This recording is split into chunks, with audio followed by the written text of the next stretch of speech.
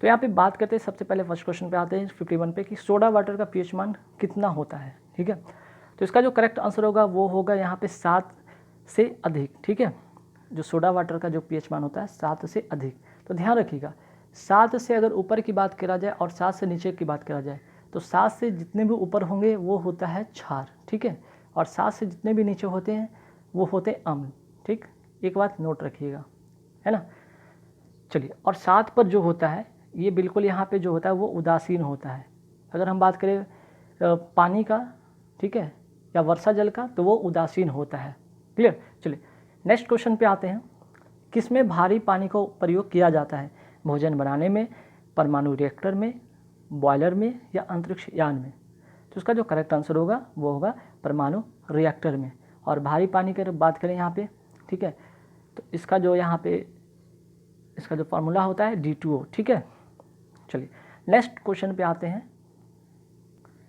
Next यहाँ question कि वह राज्य जहाँ सुल्तानपुर पक्षी विहार स्थित है। ठीक है, कई बार पक्षी अभ्यारण्य से क्वेश्चन आते, मीन्स कि अभ्यारण्य से क्वेश्चन आते हैं, तो ध्यान रखिएगा एक आध क्वेश्चन, 2 क्वेश्चन इससे आएंगे तो आप इससे रिलेटेड सभी स्टेट में जितने भी राज्य में अलग अलग जगह पे ये विहार हैं, जो भी वन विहार हैं, उनको जरूर याद रखें। ठीक, चलिए तो यहाँ पे बात किया जा रहा है कि सुल्तानपुर पक्षी विहार कहाँ स्थित है। तो इसका करेक्ट जो आंसर होगा वो होगा यहाँ पे C नंबर आंसर होगा, हरियाणा। ठीक है, तो ये जो है बिहार जो हरियाणा राज्य के गुड़गांव जिले में स्थित है। ठीक, चलिए अब आते हैं नेक्स्ट क्वेश्चन पे कि निम्नलिखित में किस गैस में वृद्धि के कारण भूमंडलीय तापमान में वृद्धि होती है?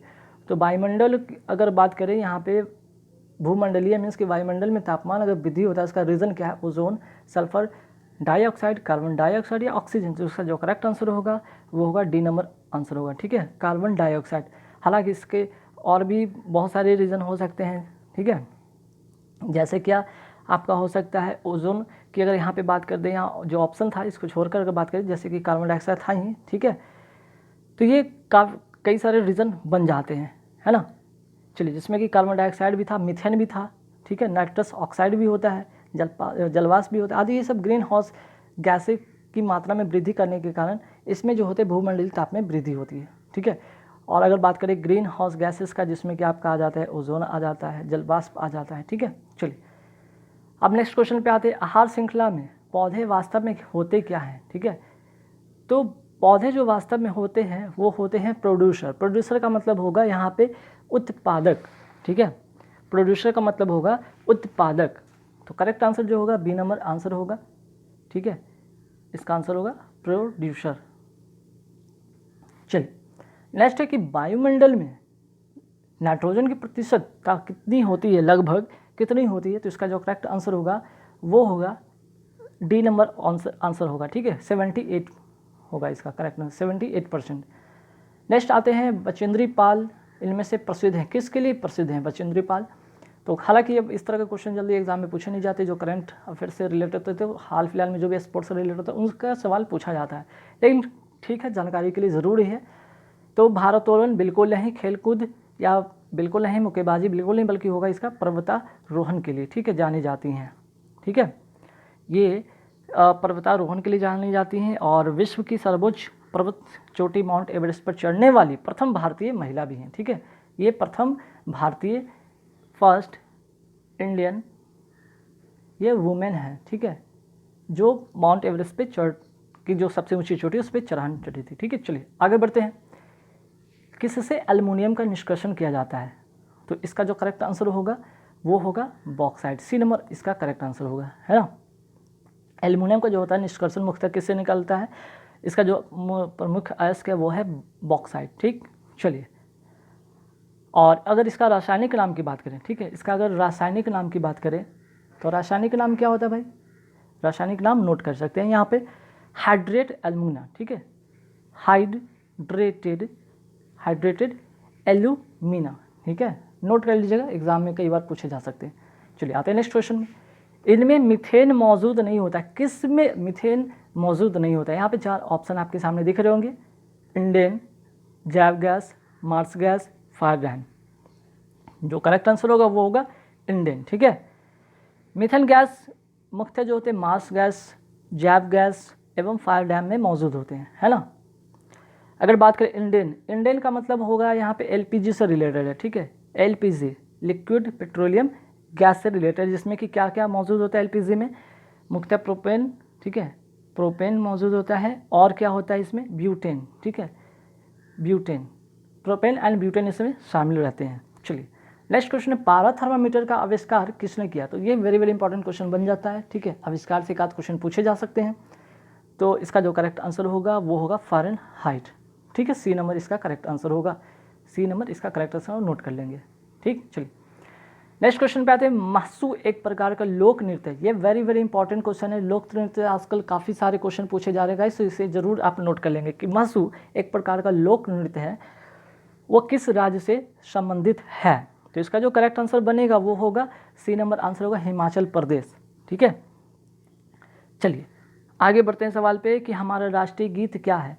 तो हमारा राष्ट्रीय गीत सभी को पता होगा, बहुत इजी क्वेश्चन है, ठीक, वंदे मातरम जो कि हमारा राष्ट्रीय गीत है। अब इससे रिलेटेड कुछ क्वेश्चन फैक्ट याद रख लें, ठीक है, कि अगर इसकी बात करें कि गीत कब बनाया गया था, भारत का ये राष्ट्रगीत कब बना था, तो नोट कर लीजिएगा 24 जनवरी, ठीक है, 1950 में इसे क्या किया गया था, पहली बार इसे अपनाया गया था या फिर बनाया गया था।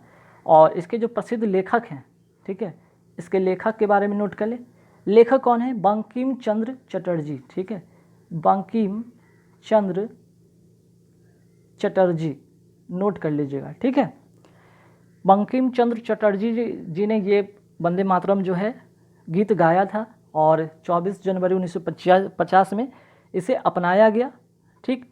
और यह गीत किस में लिखा गया था, किस उपन्यास में लिखा गया था? इनके जो उपन्यास थे, ठीक है, बंकिम चंद्र चटर्जी जी का एक उपन्यास है आनंद मठ, ठीक है, आनंद मठ जो था उसी उपन्यास से ये लिया गया है। और अगर सबसे पहले कब गाया गया था, तो याद रखें इससे बहुत सारे फैक्ट है, जैसे कि सर्वप्रथम 1896 में, ठीक है, 1896 की अगर बात करें तो भारतीय राष्ट्रीय कांग्रेस के वार्षिक अधिवेशन में ये पहली बार, ठीक है, पहली बार इसे क्या किया गया था, इसे गाया गया था।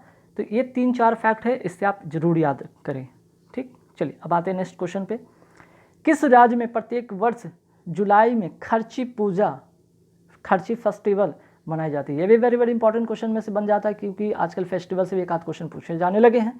तो इसका करेक्ट आंसर जो होगा वो होगा सी नंबर आंसर त्रिपुरा, ठीक है। चलिए अब आगे बढ़ते हैं सवाल पे। यहाँ पे देखिए निम्नलिखित में से सही जोड़ा कौन सा होगा? यहाँ पे स्टेट एंड देयर कैपिटल्स की बात किया गया है, तो इसका जो करेक्ट आंसर होगा वो होगा, इसमें जो सही जोड़ा है वो होगा मिजोरम का आइजोल, ठीक है।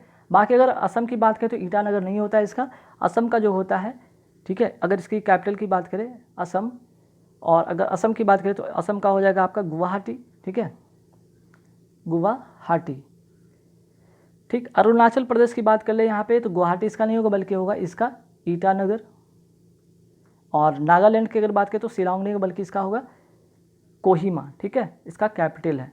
तो एक जो था कि आपका करेक्ट था इसका कैपिटल, बाकी 3 का कैपिटल अलग था, जिसमें से आपको सही मिलान करना था, सही मिलान का ऑप्शन आपको बताना था, तो ए नंबर इसका करेक्ट आंसर होगा। चलिए अब आते हैं 65 के बाद 66 में आते हैं, ठीक है। चलिए यहाँ पे क्या, अपनी अद्भुत वास्तुकला के लिए जाने जाना वाला सूर्य मंदिर कहाँ स्थित है? तो सूर्य मंदिर के बारे में अगर यहाँ पे बात करें तो ये उड़ीसा में है, ठीक है, और उड़ीसा के कोणार्क में स्थित है, ठीक है। हालांकि उड़ीसा के कहाँ है, उड़ीसा के कोणार्क में स्थित है, मीन्स सी नंबर इसका करेक्ट आंसर होगा। इसे ब्लैक पैगोडा के नाम से भी जाना जाता है, ठीक है, नोट कर लेंगे, इसे ब्लैक पैगोडा के नाम से भी जाना जाता है, ठीक है। चलिए अब आते हैं नेक्स्ट क्वेश्चन पे कि इनमें ट्रिक शब्द का संबंध किस खेल से है? वेरी वेरी इंपॉर्टेंट है question, very very important, sports से एक आध क्वेश्चन से पूछे जा सके कि ट्रिक जो है टेनिस से है रिलेटेड है, शतरंज से रिलेटेड है, क्रिकेट से रिलेटेड या ब्रिज से रिलेटेड है। तो इसका करेक्ट आंसर होगा वो होगा ब्रिज, ठीक है, सी नंबर इसका ऑप्शन होगा। अब आते हैं 67 के बाद 68 पे। चलिए इसके बाद है कि भारत का सबसे महत्वपूर्ण लघु उद्योग इनमें से कौन सा है, ठीक है। तो इसका जो करेक्ट आंसर होगा वो होगा बी नंबर आंसर होगा हथकरघा उद्योग, ठीक है। हैंडलूम इंडस्ट्री जो है भारत का सबसे महत्वपूर्ण लघु उद्योग माना जाता है। नेक्स्ट, समाजवाद के उग्र रूप को किस नाम से जाना जाता है? तो इसका जो करेक्ट आंसर होगा वो होगा डी नंबर आंसर साम्यवाद, ठीक है, कम्युनिज्म, ठीक है, कम्युनिज्म जिसे कहते हैं या साम्यवाद कहते हैं के नाम से जाना जाता है। चलिए नेक्स्ट, संतुलन कीमत को अन्य किस नाम से जाना जाता है? वेरी वेरी इंपॉर्टेंट क्वेश्चन है, एक से एक क्वेश्चन पूछे जाते हैं, एक आध क्वेश्चन पूछ दिए जाते हैं। तो 71 का जो होगा आंसर होगा सी नंबर आंसर होगा सामान्य कीमत, ठीक है, डी नंबर इसका करेक्ट आंसर होगा सामान्य कीमत। चलिए नेक्स्ट क्वेश्चन पे आते हैं कि भारतीय राष्ट्रीय कांग्रेस के आरंभ में ब्रिटिश सरकार का इसके प्रति रवैया था, ठीक है। तो इसके बाद अगर भारतीय राष्ट्रीय कांग्रेस के बारे में बात करें, आरंभ में ब्रिटिश सरकार के साथ उसका संबंध कैसा था, तो इसका जो करेक्ट आंसर होगा वो था मैत्रीपूर्ण, सी नंबर इसका करेक्ट आंसर होगा। नेक्स्ट आते हैं वेरी वेरी इंपॉर्टेंट क्वेश्चन में से बन जाता है पंचायती राज किस सिद्धांत पर आधारित है, तो इसका जो करेक्ट आंसर होगा 73 का वो होगा लोकतांत्रिक विकेंद्रीकरण, ठीक है, इसका करेक्ट आंसर होगा डी नंबर ऑप्शन होगा। कई बार स्टूडेंट जल्दीबाजी में विकेंद्रीकरण बी पे टिक कर देते हैं जो कि गलत हो जाएगा, है ना। चलिए नेक्स्ट क्वेश्चन पे आते हैं निम्नलिखित में से क्या देश की जनसंख्या में वृद्धि का कारण नहीं होगा, ठीक है, होगा नहीं बल्कि नहीं होगा, तो करेक्ट आंसर होगा विवाह की औसत आयु में वृद्धि, ठीक है।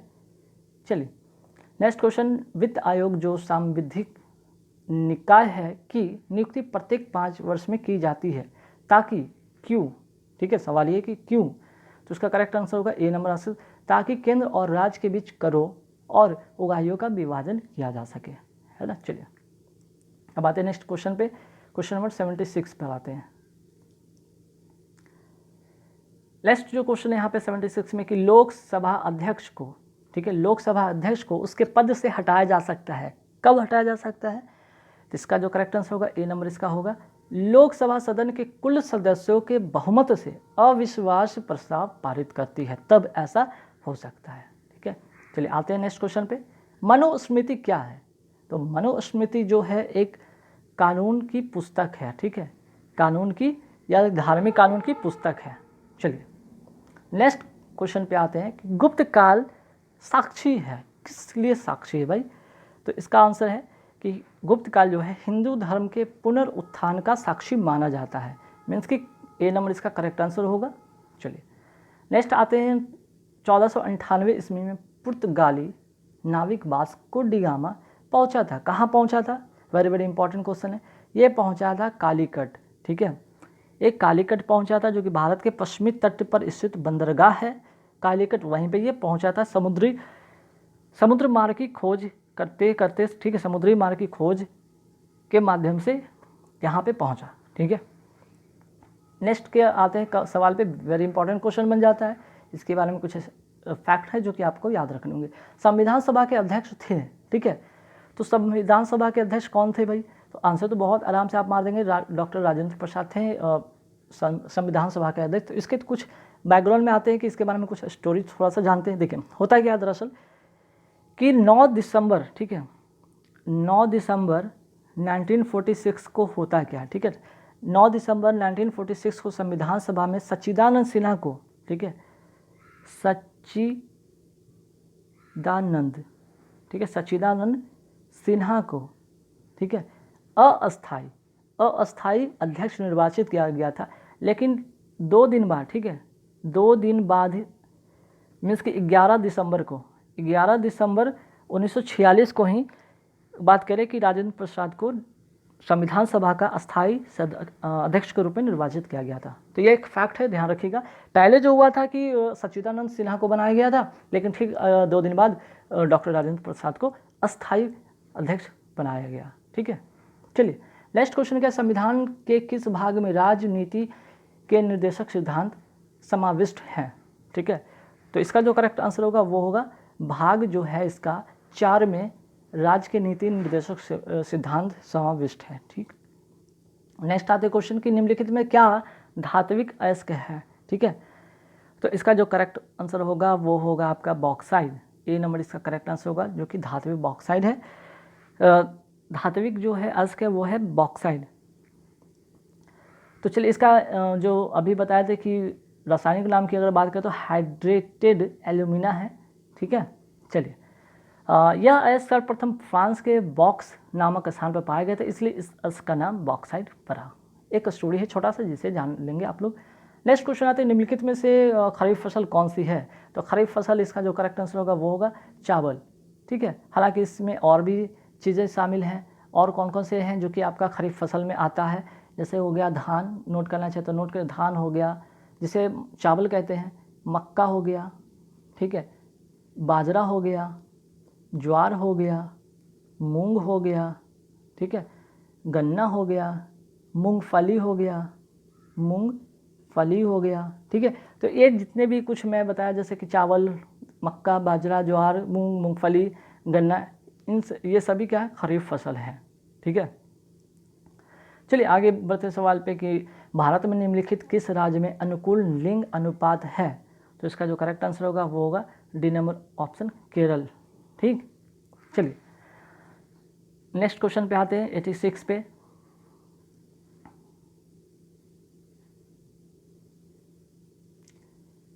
चलिए, भारत के पश्चिमी तट का उत्तरी भाग जाना जाता है, वेरी वेरी इंपॉर्टेंट क्वेश्चन है, ठीक है, ये वेरी वेरी इंपॉर्टेंट क्वेश्चन में से एक हो जाएगा कि भारत के पश्चिमी तट, एक पूर्वी तट भी होता है, एक पश्चिमी तट, तो इसमें सारे चीज़ के बारे में बात करेंगे। पश्चिमी तट के उत्तरी भागों के क्या कहा जाता है, कोंकण तट कहा जाता है, ये नंबर इसका करेक्ट आंसर होगा।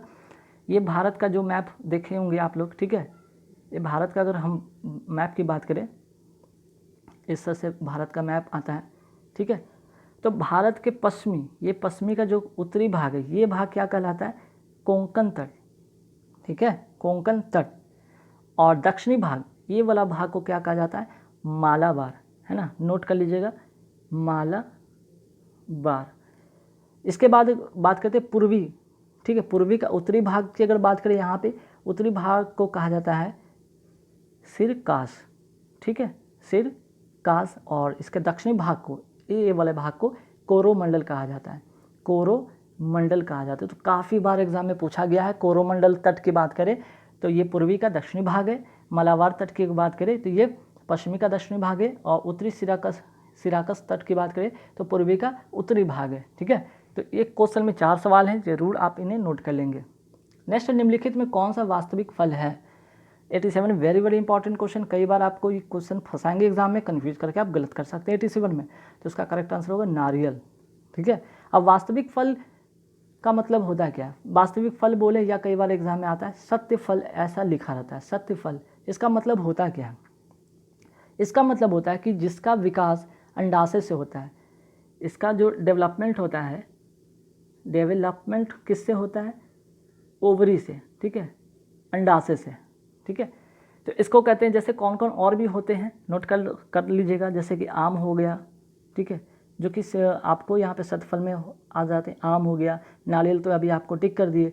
लेकिन अगर हम बात करें कि अंडाशय के अतिरिक्त पुष्प के अन्य भाग से, जैसे कि पुष्पासन हो गया, बाहदल हो गया, अगर इन सभी से फल बनेंगे, फल बनने में जो भाग लेते हैं, ठीक है, या इनसे फल बनते हैं, ऐसे फलों को कहते हैं असत्य फल।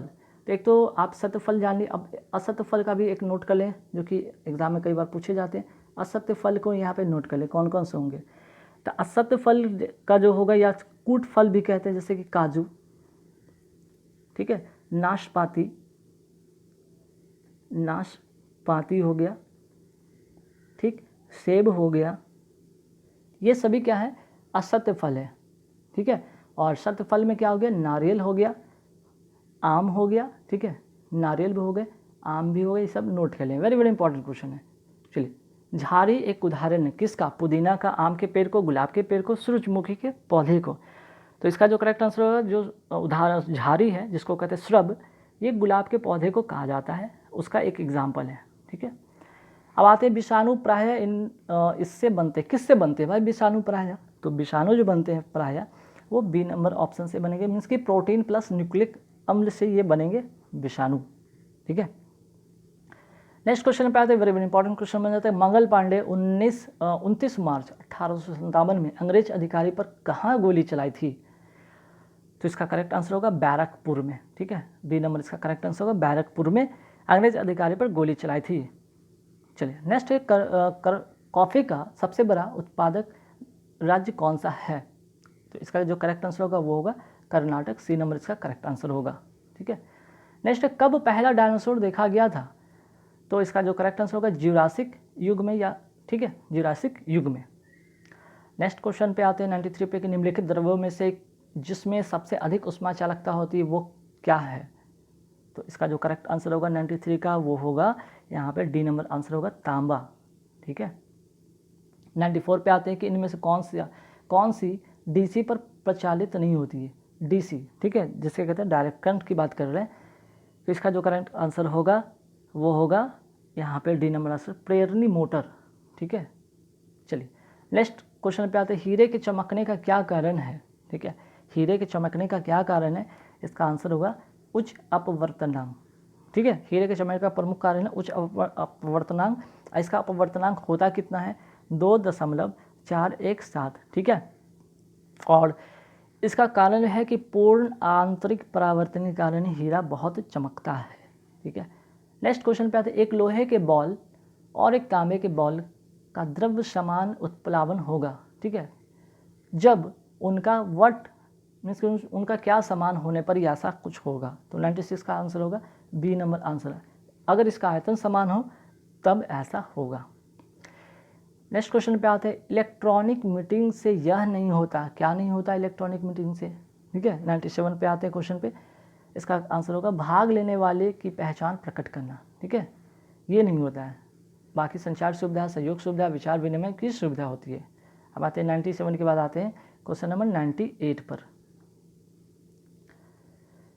98 में क्या भाई, डम टर्मिनल। ठीक है, डम टर्मिनल के बारे में क्या सत्य है। तो 98 का जो करेक्ट आंसर होगा वो होगा सी, इसमें स्वतंत्र कंप्यूटर के रूप में प्रयोग नहीं किया जा सकता है। ठीक है, इसे स्वतंत्र कंप्यूटर के रूप में प्रयोग नहीं किया जाता। अगर इसकी बात करें कि आखिर ये है क्या, तो ये कंसिस्ट करता है सिर्फ मॉनिटर एंड कीबोर्ड का। ठीक है, मीन्स कि or dumb terminal is simply an output device that accept data from the CPU. ठीक, चलिए नेक्स्ट क्वेश्चन पे आते हैं, दूध का पास्तुरीकरण तापमान कितना होता है। ठीक है, तो इसका करेक्ट आंसर होगा 99 का, वो होगा ए, 60 डिग्री से 65 डिग्री सेल्सियस की बात कर रहे हैं। ठीक है, तो इस प्रक्रिया पे समान तौर पे दूध को क्या किया जाता है, 60 डिग्री सेल्सियस पर, ठीक है, 20 मिनट तक गर्म किया जाता है ताकि इसका जो है जीवाणु नष्ट हो जाए। ठीक है, चलिए नेक्स्ट क्वेश्चन पे आते हैं कि कीटों की पैरों की संख्या निम्नलिखित कितनी होती है। इसका जो करेक्ट आंसर होगा वो होगा सी नंबर आंसर होगा 3 जोड़ा, या कि 3 जोड़ा मतलब क्या 6। ठीक है, तो गाइज यहाँ पे कुल 50